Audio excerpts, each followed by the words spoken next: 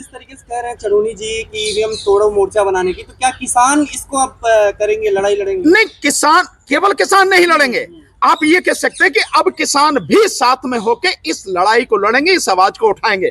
और मैंने बहुत पहले कहा था, आपको ध्यान होगा, मैं 4 दिन पंजाब में रहा और सभी किसान संगठनों से मिला, साथियों से मिला, आदरणीय राजेवाल साहब से मिला और जितने भी और संगठन से किसान मोर्चा के थे, उन्होंने बाकायदा उनकी मीटिंग में मैंने बात रखी और उन्होंने प्रस्ताव पास के ये करके कहा कि हम ईवीएम की लड़ाई में इनके साथ में हैं, ईवीएम की लड़ाई जो है उसके पक्ष में खड़े होकर ईवीएम का हम विरोध करेंगे। ये सारी बात हुई है। और इसके अलावा अभी जो मैं गया, शंभू बॉर्डर पे गया, तो जो अब ये संयुक्त किसान मोर्चा राजनीतिक ये जो आंदोलन कर रहा है, उसके बीच में भी जाके मैंने बात की, उन्होंने भी ये बात कही है कि हम ईवीएम के खिलाफ लड़ाई लड़ेंगे। और ये बात आप मान लीजिए कि पूरा देश इस बार अंतिम लड़ाई इस ईवीएम के खिलाफ में लड़ेगा, जबरदस्त तरीके से लड़ेगा। किस हद तक जाएगा आंदोलन, ये कल्पना में नहीं है, मोदी के भी और इलेक्शन कमीशन ऑफ इंडिया के भी। देश का जो जनमानस है इसके लिए पूरी तरह से तैयार हो चुका है कि इस बार ईवीएम से चुनाव वो नहीं होने देगा।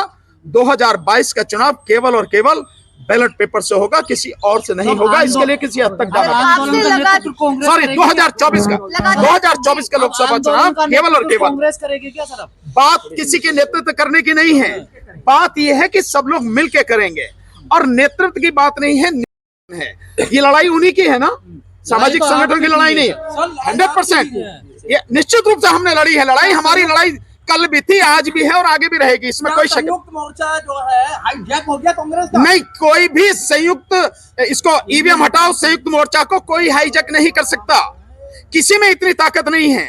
ये मोर्चा जितनी मजबूती से लड़ रहा था उतनी ही मजबूती से लड़ेगा और लड़ रहा है। बात यह है कि संयुक्त किसान, ये जो ईवीएम हटाओ संयुक्त मोर्चा है, इसके किसी भी साथी की कोई ईगो नहीं है और हम यही चाहते थे, बार बार यही बात कह रहे थे कि सब लोग आए साथ में, तो सब लोग साथ में आएंगे, सबके साथ मिलकर लड़ेंगे, हमें कोई किसी तरह की दिक्कत नहीं है। मकसद ये है कि ईवीएम का तो नाम ही नहीं चल रहा सर कहीं, प्रियंका जी नहीं बोल रही है ईवीएम हटाओ। मैंने इसीलिए तो कहा भाई, मैं कह रहा हूं प्रियंका जी से भी बड़ी बात जो आज की तारीख में है 2 ही लोगों की है, बल्कि 3 कह सकते हैं आप, वो है राहुल जी की, आदरणीय खड़गे साहब की और उनकी।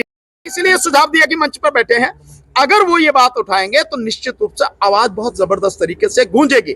जो लोग उनके साथ में खड़े हैं, आ रहे हैं, वो सब भी मैदान में आएंगे। अब आप देखिए कि अगर यूथ सामने मैदान में आ जाए, सड़क पर आ जाए और किसान सड़क पर आ जाए और इसके साथ साथ में हम लोग जो आम आदमी को आवाज दे रहे हैं वो सब लोग साथ में आ जाएं, इसी तरह से जन आंदोलन बनेगा। और परिस्थिति ऐसी है, मैं आपको बता रहा हूं, बार बार पहले भी कह चुका हूं, आज की तारीख में देश को अगर बचाया जा सकता है तो केवल और केवल जन आंदोलन के माध्यम से ही बचाया जा सकता है, दूसरा अब तरीका रहा नहीं है।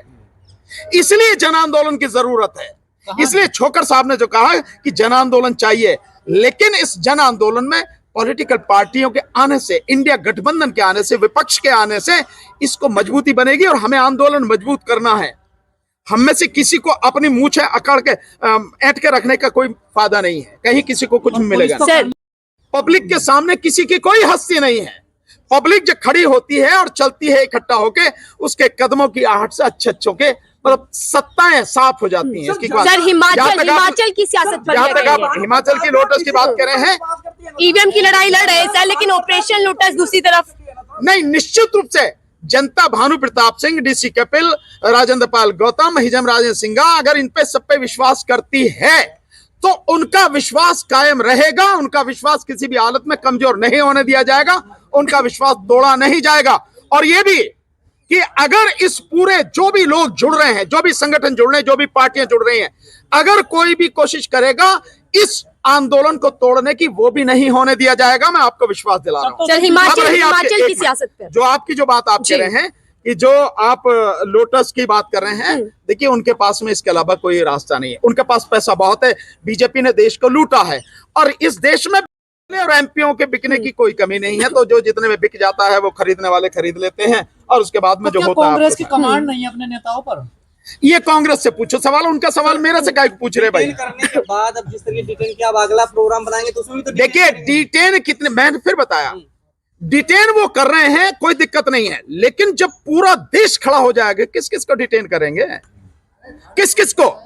हाँ, कुछ लोग होंगे तो डिटेन करेंगे, 12-13 दिन बचे। निश्चित 12-13 दिन बहुत होते हैं। ये तो जरा सी देर 3 तारीख का, अगर 3 तारीख को जो मैंने सुझाव दिया है, इन्होंने मान लिया, कांग्रेस वालों ने, राहुल गांधी जी ने जो मैं बता रहा हूं वो कर दिया, ये 3 तारीख को सारी कहानी जो ठीक हो जाएगी। नहीं है ना कांग्रेस। तो भाई हम कोशिश कर सकते हैं, सर चुनावों हम से पहले बता सकते हैं कि परिस्थिति ऐसी है और उस परिस्थिति में कौन है।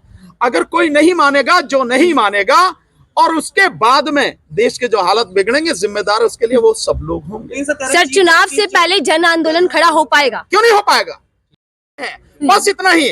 और वहां से आवाज लगे मंच से, देश एक झटके में सड़क पे आ जाएगा, खड़ा हो चुका दिल्ली है। के बाहर कैसे जाएगा सर ये आंदोलन? दिल्ली के बाहर पहुंच चुका है ये आंदोलन।